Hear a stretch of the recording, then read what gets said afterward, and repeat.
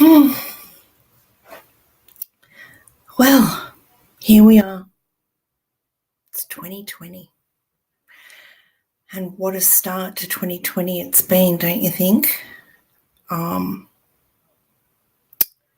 So today we're going to have a little bit of a talk on helplessness. Just through many conversations, and I know you will have seen it everywhere. And I think this might be part of the whole overwhelmedness that many people are experiencing, and that's the notion of so much broadcast at the moment on the world issues that are cumulative and impacting on us. In Australia, you'll all know about the bushfires. In America, we have a leader making decisions that, regardless of the reasons of the decisions, but certainly seem to be agitating many people, as well as increasing tensions between countries. In Canada, the airplane stuff there's a lot going on globally, and it even feels odd saying, just the friction and fraction between the royal family, whilst it may not seem to impact us if we're not English, I'm sure that it impacts the English culture more than anyone. Good morning, Sharon, and good morning, Vicky. Thank you, Vicky. Yes, I am safe. It was quite bizarre and mortifying when I think back to what happened in Cancoban when we were evacuated from the town. And I must say,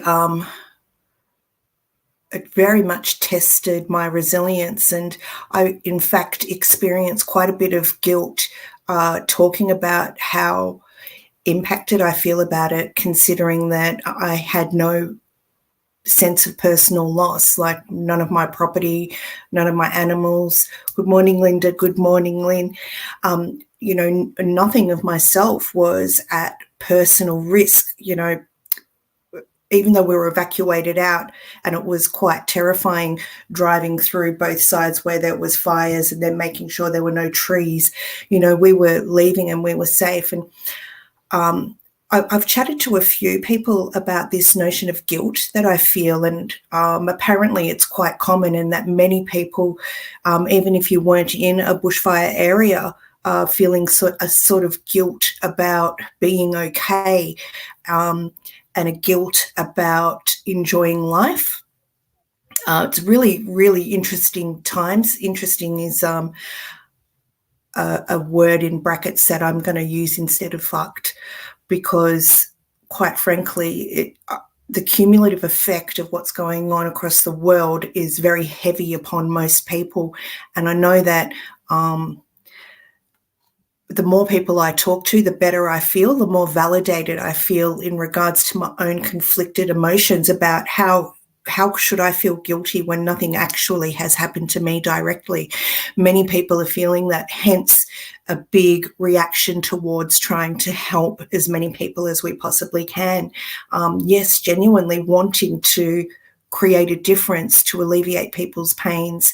The one thing I can suggest for you in regards to, if you are going to make an action to support people, please look carefully at the place that you're going to offer support to, and make sure that it's what they need at that time, so that your resources are used the best possible way, and in a way that you feel that you want to contribute.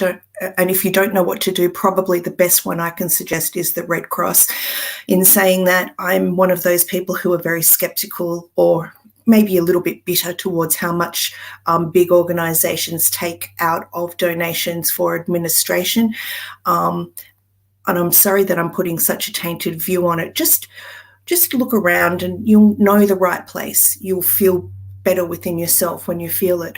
And if you're not in a position to be able to donate directly like that, I urge you to wait a couple of months. Once this big influx is over, there is still going to be a great need for these people. And this is where we can actually start thinking about how we can utilize our art. Now, donating art is an odd thing, but if you can find a local RSL, and if you're international, I'm not sure what your RSL equivalent is. In Australia, it's our our Services League. So, just like your local community areas, a lot of them will, in a few months, considering there's so much going on globally, a lot of places will start having raffles and auction nights, and you've got a really good opportunity now to start creating stuff to donate for those purposes in a few months, and it won't have to be a rushed process. In the sense, hi Doris, know that email's coming. Excuse me, everyone, I just want to have a quick chat to Doris while she's here. Doris, I'm so sorry I haven't been back in contact with you. I am still really just trying to find my feet. And now I'll speak to everyone. I have spoken to quite a few of us all individually. And if you haven't spoken to me individually, please throw me a message. I am generally quite a chatty person. But what I found recently is that many people are finding it difficult to get out of the post-holiday creative process, or back into the post-holiday creative process. Every year when we take the pause at the holiday period, sometimes it's a challenge to get back into the creative process. This year, it has been particularly challenging based on what is going on in the world. And I've been wondering for myself if part of that is about this sense I was talking about. Thanks, Steph. Hi, Jessica. Linda totally agrees. And hello, Charmaine. Everyone, Charmaine's had such a shit time too. I'm not going to edit myself today because it's like just really raw. Everything feels so very raw. Okay, and I'll try and get back onto track to where I was. Post.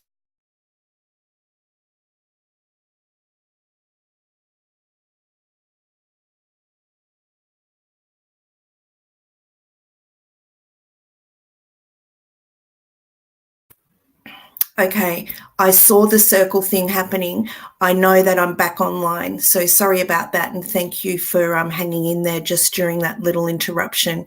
I'm sure that we've got, again, odd conditions here. Okay, so back onto the notion of the holiday break. It, generally speaking, can be a little bit difficult for people to get back into their rhythm of creating following a period of time off. But given the world conditions, I've said this 3 times now, hopefully I'll get there. It just seems to be more difficult. So one of the things that I want to talk about when we're looking at this sense, I'm not sure if helplessness is the exact way you're experiencing it, but there seems to be a blanket kind of feel across the world about, for me, it's helplessness. And so please replace that with the word that's most appropriate for you, heaviness, grief, whatever. But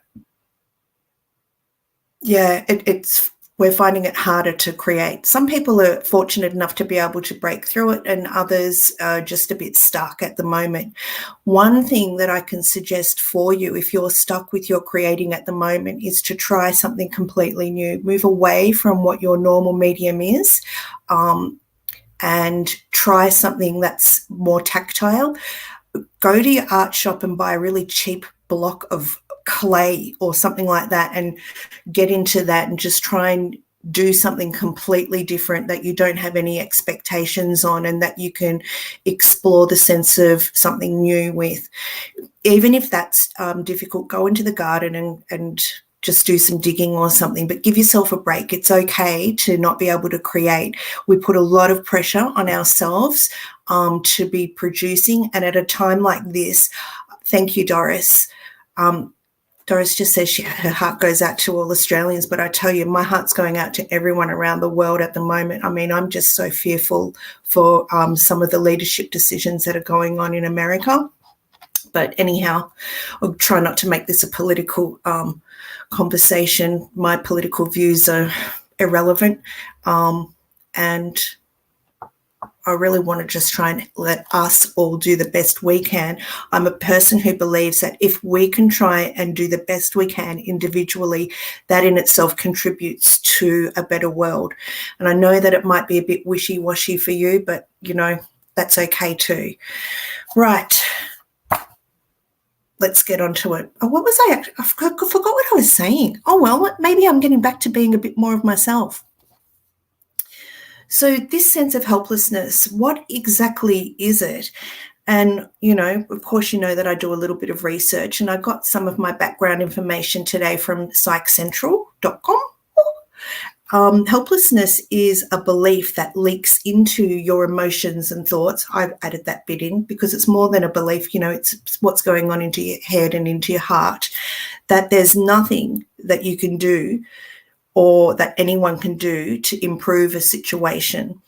And we know that everything changes, and even in the bleakest of, thank you, Angela, even in the bleakest of times, things do change. I mean, we look back into history and there have been some dreadful global events, but things do change. And it's really difficult at times to pause for yourself and go, no, things will get better when it's really, really dark. My friend Charmaine puts up this post regularly, and she says, you know, and it's something that strikes the heart of me, and that is, you know, the sun, and you will have heard it too, and it's a cliche, but, you know, cliches are there for a reason. The sun always rises after the darkest night, something like that, you know, and it will get better. It will. It just feels so difficult. And we are in a place of unknowing at the moment. We don't know what's going to happen in Australia. We don't know what's going to happen in regards to the leadership decisions in America. We don't know what's going to happen in regards to the outcome of the plane crash investigation and the tragedy for all of those individuals. And cumulatively, altogether, they're huge, really, really huge. So how can we help ourselves stop feeling this huge sense of helplessness? Well, one of the things that I think is really important is for us to really get off social media and off the news. I know we want to be informed, but we're over-informed. We are, like, every Saturday morning, I get up in Australia and put on Rage, which is a morning music television show that shows you the film clips and, you know, has a special guest artist come in and talk about the choice of clips that they're showing. And it's a great way that many people start their weekend. And today it's not on because they've chosen to go over the bushfire stuff. There's no new news. It's just repeated stuff that's actually drumming into us the sadness and the grief. And we know that, but they're going over it, and it's creating neural pathways in our head of worry, and that's contributing to our helplessness. So please, I know you want to be informed, but what we have decided in our household, and I don't know if this would be helpful to you, is that we listen to the news twice a day for one cycle. You know how they do the cycle of news over and over again? It seems to be like really only 15 minutes of news that goes on for 2 hours, and it's the same stories over and over. Angela is saying to me, I can tell you that Canadians and people around the world have been gutted by what's happening in Australia. We've sent firefighters and money, and I wish we could do more. Angela, isn't it just like, thank you, everybody across the world? It's just the sadness, and I can't even go there about the animals and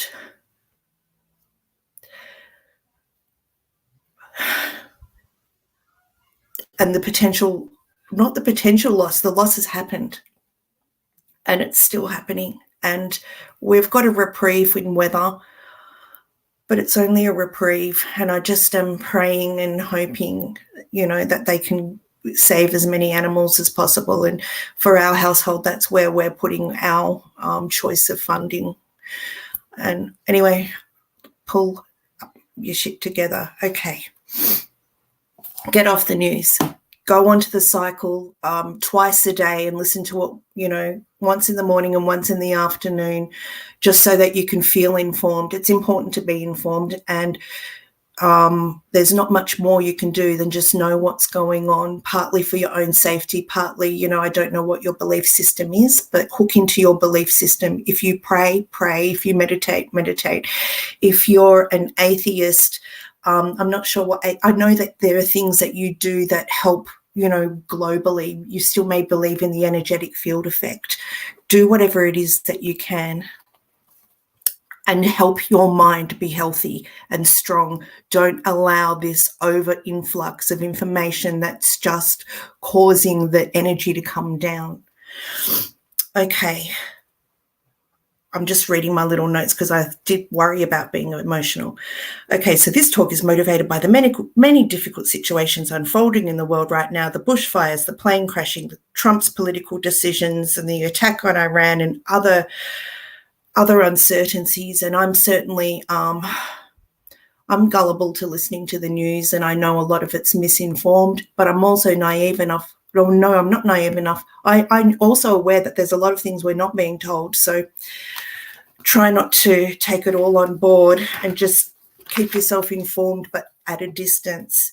Now, in relation to helplessness kicking in due to your own response, you feel like your creative process is sort of impacted. And I talked about that a little bit earlier. And you can accidentally move into, what is the point of all of this anyway? Like, the world is in a state of devastation. My pouring's crap. My art's not selling. Like, these things are all not true. They might, you might be experiencing that associated thinking just simply because you're feeling crap. So it could be a good time just to pause for everyone. Now, I have mentioned here, I'm sorry, I've just gone a little bit off because it is distressing. I was going to talk about 3 ways to help you overcome helplessness. And the first point that I've already mentioned was the notion of stop overwhelming yourself with information. And that includes the news and social media. And the other thing is if you're finding creating difficult at this point, I think it could be a really good time to actually stop overwhelming yourself with YouTube as well. Because have you ever noticed that when the more you watch, the more on YouTube, the way people create, the more pressure you can place upon yourself? I feel at this time this could be a greater risk of that happening. So it could be okay just to have a break or try something completely different, which would be a really good thing to do. The next point in terms of helping yourself with your helplessness is being really aware of your self-talk. We hear our voice. Pardon me, that was my porridge. We hear our voice in our head. See if you can get yourself in a helicopter and hover above your voice in your head and observe your own thinking. It's called, observing from your higher self. And if you find that you're doing things like, why is this happening over and over again, or nothing ever goes right, or the world is in a really, really bad place, we need to try and help you find a different way to speak to yourself. Yes, it's bad, but it will get better. Yes, the world is in turmoil, but there are still some beautiful things going on. And unfortunately, we're not being exposed to a lot of it outwardly. So we're going to have to go inwardly and find those experiences for ourselves and create good experiences and talk about them without guilt. A lot of people are finding it really difficult to have a joyous time or even just an okay time and then not wanting to say I had a great day because so many people aren't. It is okay to be okay. It really is. It's also okay to be not okay as well. So I guess that message is letting you know, just sit with whatever's going on and let it pass. Okay. And the third point for today's little chat is focusing on your purpose or your passion and working out a way that you can reconnect with it and to yourself. Because I've noticed that a lot of people, including myself, have disconnected from ourselves and placing ourselves out in situations. And have you heard of the notion of vicarious trauma? It's the idea of being traumatized by witnessing trauma. And a lot of trauma therapists and psychologists and counselors experience this as a symptom or a side effect of their job. But in real life, people suffer vicarious trauma too. And under massive circumstances like this, a whole nation, and in this case, the whole world, much like with 9/11, the whole world feels vicarious trauma. Everyone is traumatized by it. So, just because you weren't there or just because you're not here doesn't mean that your experiences are any less real. The sadness is a symptom. Oh, no, it's not a symptom. The sadness and the grief that you're feeling can only be there if you feel connected and loved and heard. So I know that's an odd way to look at it, but because of the heaviness and sadness, know that you are connected to the world and to other people and to other countries because you do feel so sad for what's going on. The other thing that I've put down here is to try and think in hours and days rather than weeks and months ahead. The reason I put that down is just directly related to our fires. I'm so worried about, we're just only in January and many of our biggest bushfires occur in February and March, and I keep jumping forward into my head. Oh no, what's going to happen then? That doesn't help anyone. It only just adds stress to myself. So I'm really trying to help myself by staying in today, or planning only a few days ahead. And if I catch myself, and that's the point, isn't it? You've got to be able to catch these type of thinking patterns. If you don't, you're going to fall victim to them. So just really trying to sit in that above yourself place and thinking in short-term chunks, planning in short-term chunks. And it's really okay. No, it really is. It does help. What is your purpose and reconnecting with that? Now, we're on a channel that's about creativity. And thank you for being part of this lovely little channel that we have. As I've mentioned a few times today, if you're finding that your normal form of creativity, either acrylic, pouring, alcohol, ink, or resin art is not doing it for you, please try something else. Don't stop. You need to keep moving. You need to keep your energy going, and you might just need to try and develop a new neural pathway to freshen up and to reactivate those creative juices. And also, this is a really big one, and it's about the notion of connecting with people. I know that it's really easy for any person who is feeling traumatized or not all right to withdraw for many reasons, like you're not wanting to be a burden to other people. You don't feel like you should be feeling this badly. All of these tricks that the mind plays upon yourself, your own feelings of worthlessness or you're not actually in the firing line, so why would anyone worry? Know that everybody who is your friend, your partner, your family, they love you and they care for you, and you are not a burden, you are not a worry. And you don't have to spend hours with them because you could also be reached out to, but you also reach out to them. Just one sentence or two sentences can just help you feel not so isolated. And it's a really odd dichotomy because you might want to feel like you want to be alone, but yet when you are with someone else or connecting with someone else, you do feel a bit better too. So it's almost like this notion of, can you trust that sense of isolation that you may accidentally be creating for yourself? If you're finding that you're withdrawing, please just try and contact 3 people. You don't even need to know them in person. I know many of us have so many connections online with people across the world, and even just like message them and just go, hi, how you going?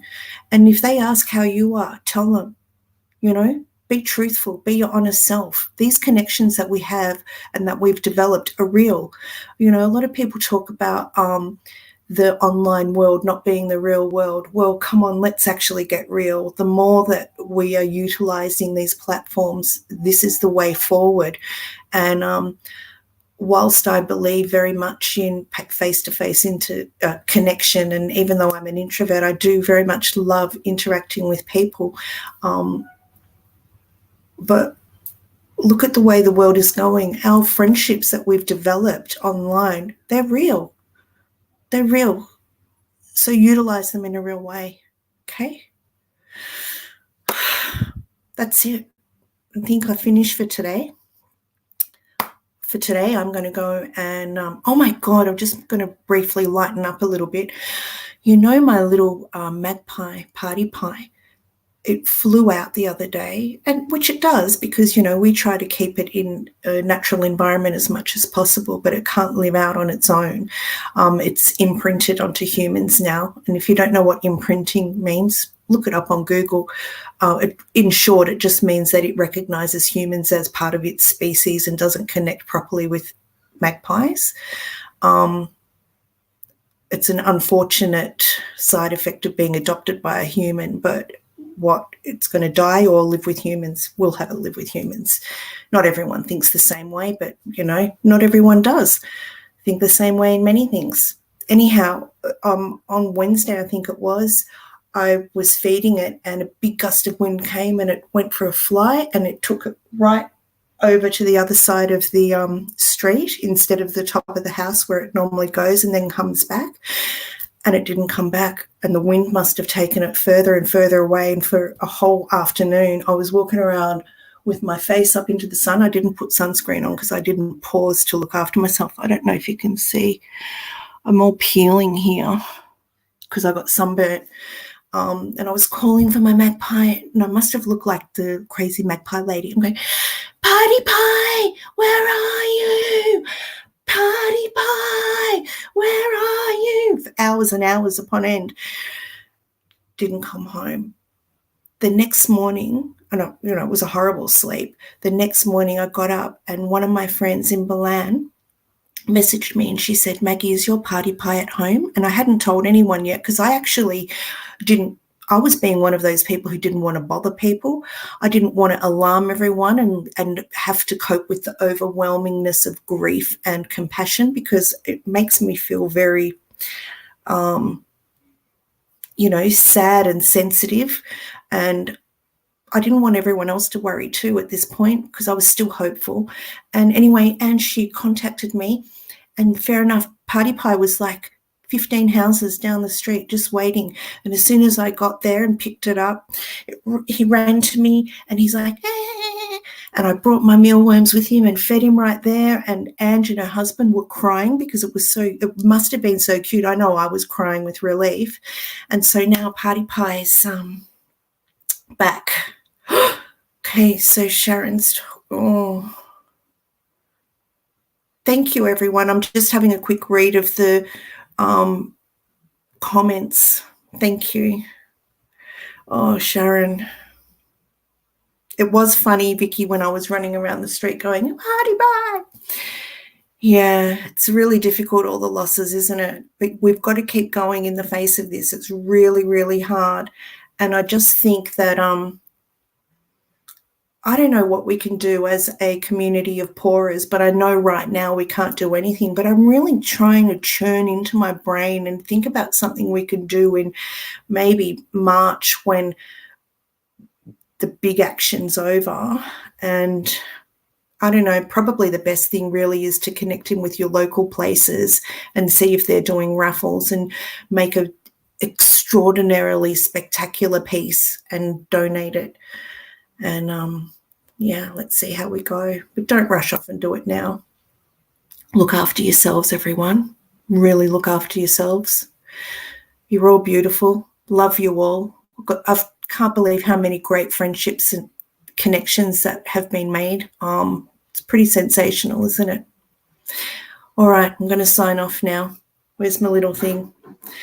Have a great day, everyone.